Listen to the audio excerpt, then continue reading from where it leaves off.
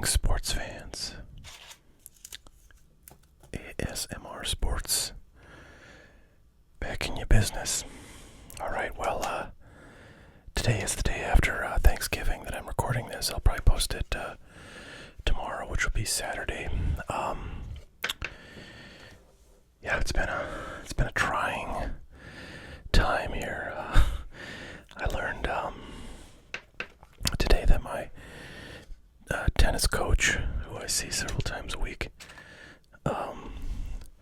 was diagnosed with COVID-19, and he actually had his first symptoms on the last day that I saw him, like in the evening. So that's pretty effed up. And then somebody who works with my family is awaiting some test results right now, so it's stressful. But I have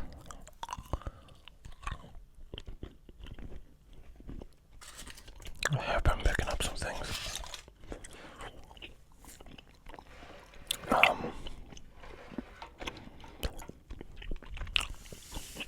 Several days ago, actually about a week ago, I ordered a case of 1920 Chronicles basketball blasters, which generally those sell for like a little over $1,000, maybe like $1,100 or so. But I had a coupon for David Adams. If you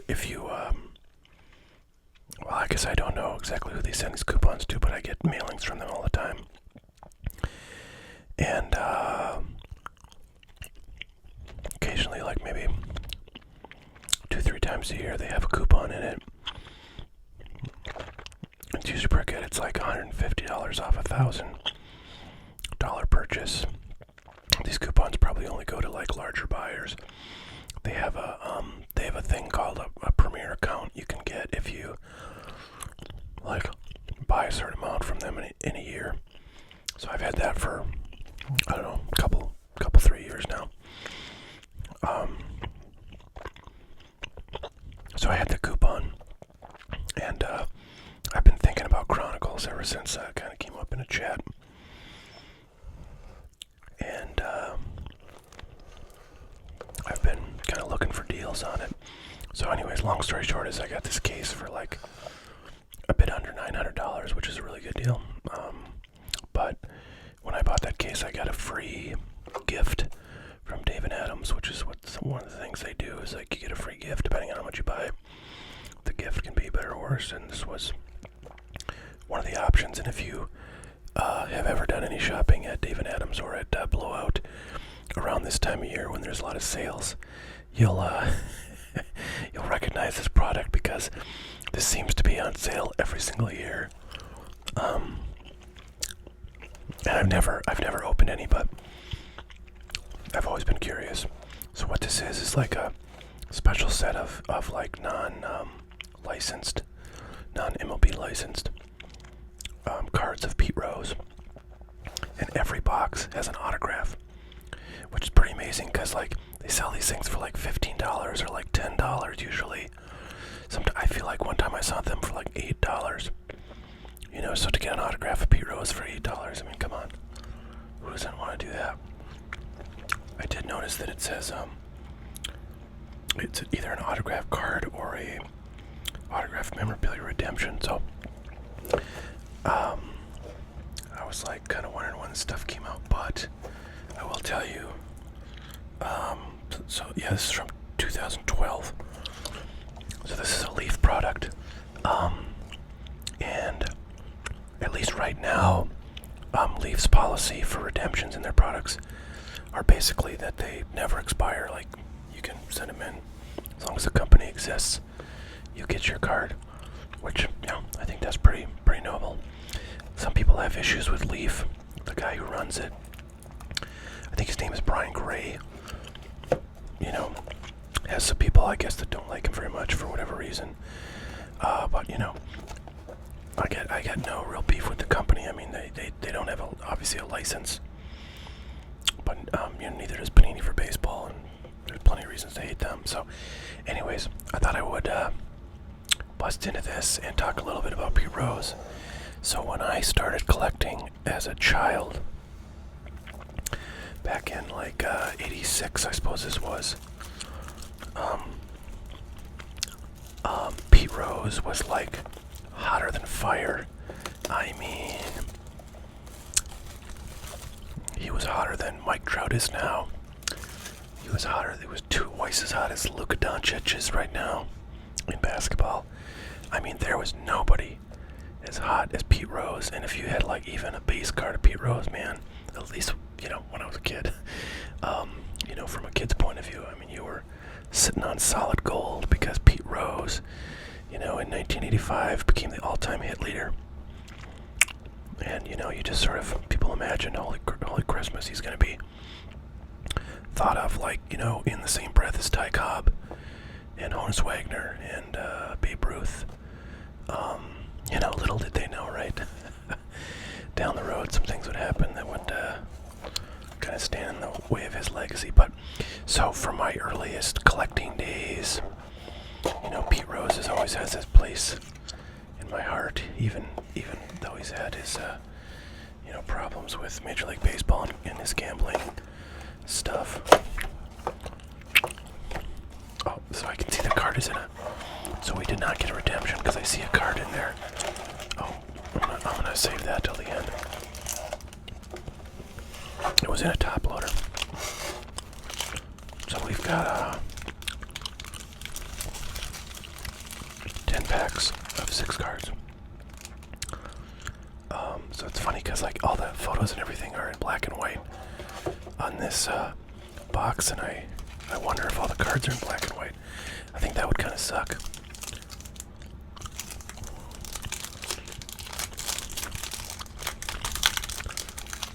But maybe that's how they got around. Major League Baseball is kind of, they're kind of sensitive about, like, depiction of player. Yeah, they're all black and white. They're very sensitive about the depiction of player jerseys on non-licensed cards because, they might say, oh, well, if this was a color photo, like, oh, it's like, Philly maroon pinstripes and the thing, and so, like, with the design and the color, you're basically using our jersey even though it doesn't have a logo on it. They actually made that kind of argument against Upper Deck when Upper Deck was doing unlicensed stuff, and they were pretty much all they were doing was removing like the logos and leaving everything else, and nowadays they airbrush quite a bit more out like Panini does. So that's maybe what the black and white is for. Anyways, alright, so this is like 1970s Pete Rose, it looks like.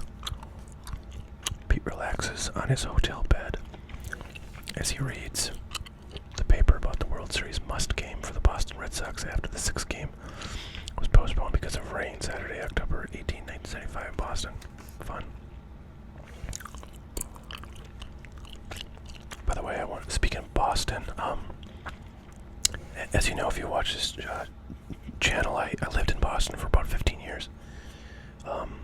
It's where I kind of, finished my school and started my career there. And, I had a lot of friends there.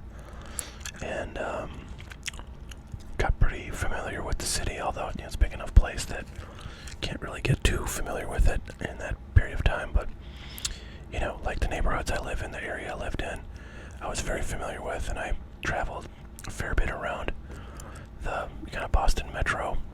Actually, a lot of the traveling I did in that area was because of baseball, because I played in an adult baseball league for many of the years I was there. And so we were all over, Lynn and Randolph and Malden and lots of other, kind of suburbs of Boston. It's funny this is in Boston. Oh, so the other thing I was going to say is right now I'm watching, I'm kind of binge watching St. Elsewhere, which is this show from the 1980s about a hospital that's in Boston. And it's pretty fun. It's pretty sentimental for me to do that because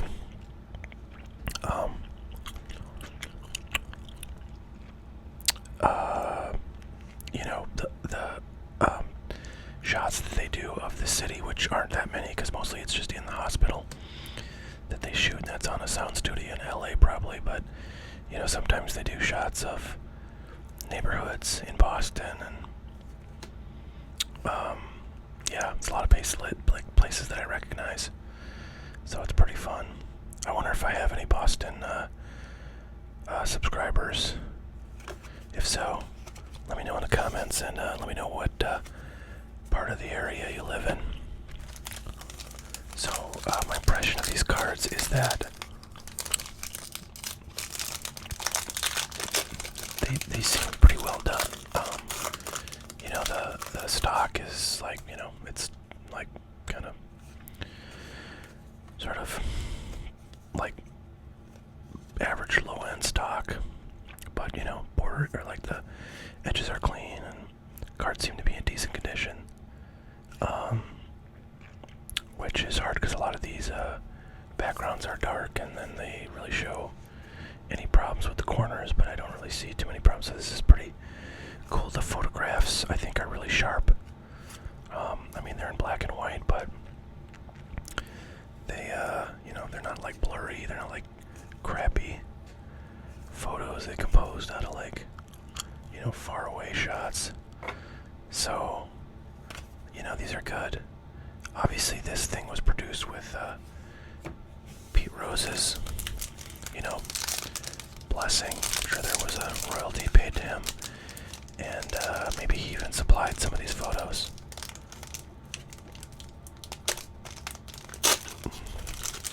I would probably be a little more careful opening these if these had any value, but I know they don't.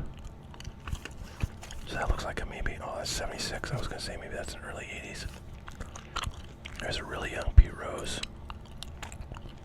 64, 65, oh, 69.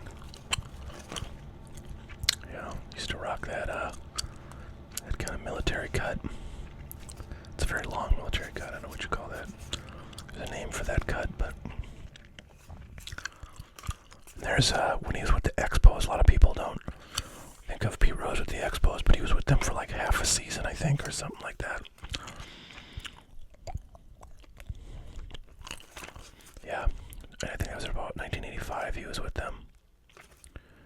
Before going back to the Reds, I think he went like from the Phillies to the Expos for that short period of time, and then back to the Reds where he would retire after being the player manager in 1988. I want to kind of find some of the like more recent photos with the Reds. That I wonder if that's his retirement. Oh, no, that's his hit, his record-setting hit. 4,192nd base hit.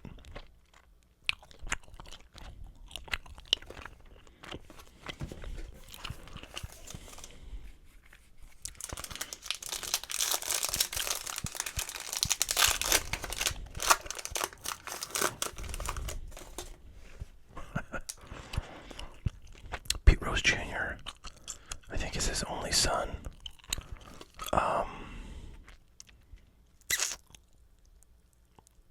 Yeah, I think, and Pete Rose Jr. was a baseball player as well, and I think he actually got a little time in the bigs. I feel like I've seen a Major League Baseball card of him.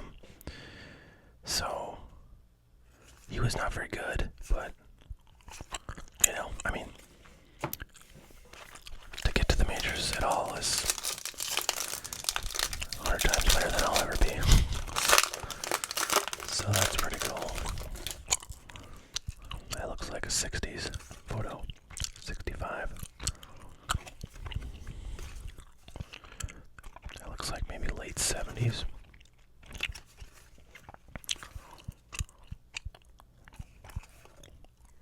That looks like a later later card, that might be 86, 87 maybe. No, 84. Let's see. 85. Let's see when this is. 83. Spring training.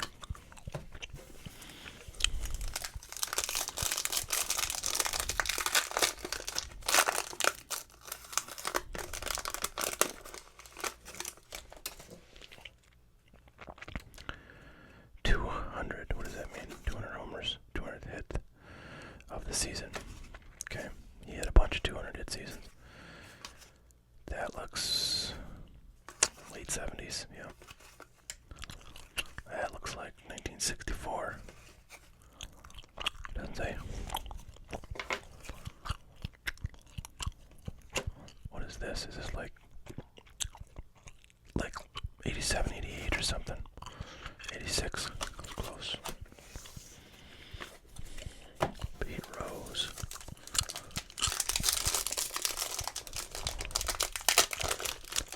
The thing about Pete Rose is that sort of sentimental to me is the one of the first sets I ever even saw as a kid was 86 Topps, and this was actually before I was collecting cards. I just would buy them for no reason. But I bought 86 Topps when I was a kid, and in that set is a Turn Back the Clock. No, is that what that is? I think it's a Turn Back the Clock. Is the name of the subset. It's like a subset of cards, and it basically just has pictures of all of his Topps cards. Going back to 1963, his rookie year. I think there's I don't know, three or four cards shown on each one of these subset cards. So, I saw those as a kid, and I thought, man, it'd be so cool to have some of those cards. I think the closest thing I ever got to, a decent Pete Rose card is one time I was at a card shop in town, and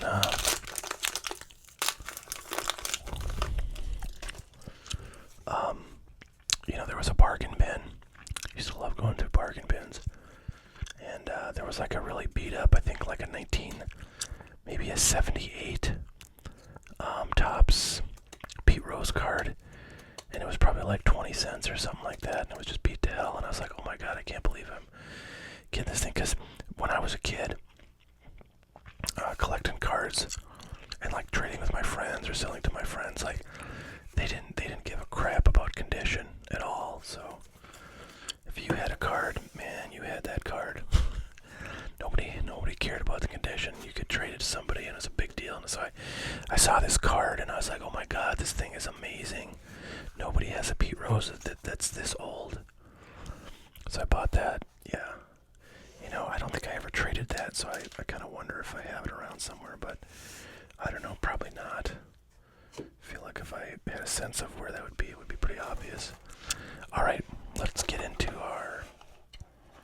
Okay, so it is an on card, or no, it's a sticker auto. But it is a card, it's not a redemption. Read the back first. I don't usually tease things out like this, but... there's really nothing else in this product except just cards. So autograph 47. So I wonder how many different auto cards there are, and if anybody's collecting the whole set, that'd be kind of fun. I think the way to do that would just be to buy a bunch of these when they go on sale for $10. I should have looked on eBay to see what these cards from this set are going for, but I bet it's probably $10, maybe even less.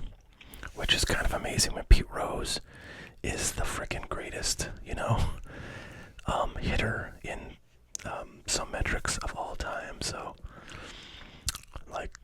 that you could get a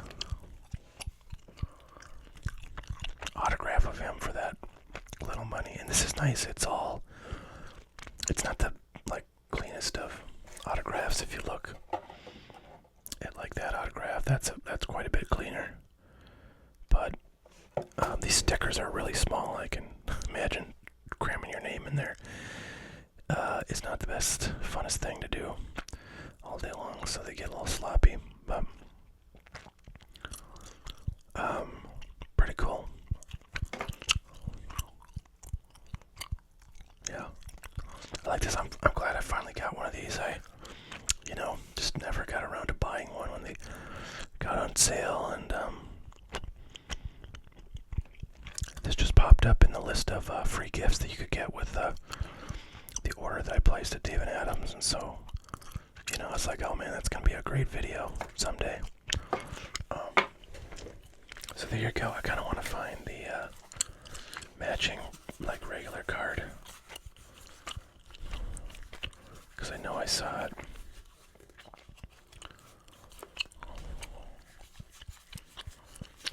There it is.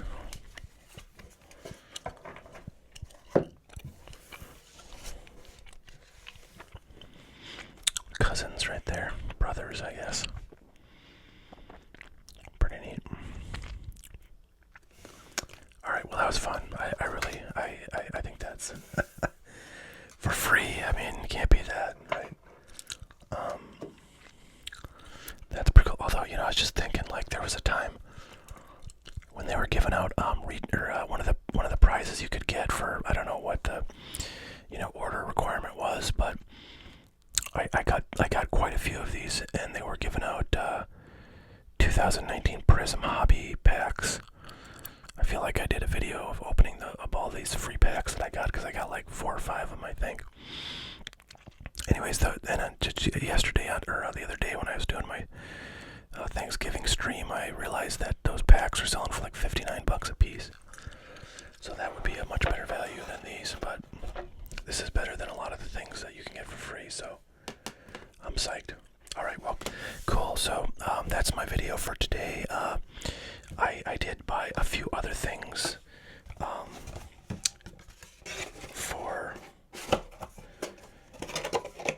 Black Friday stuff, but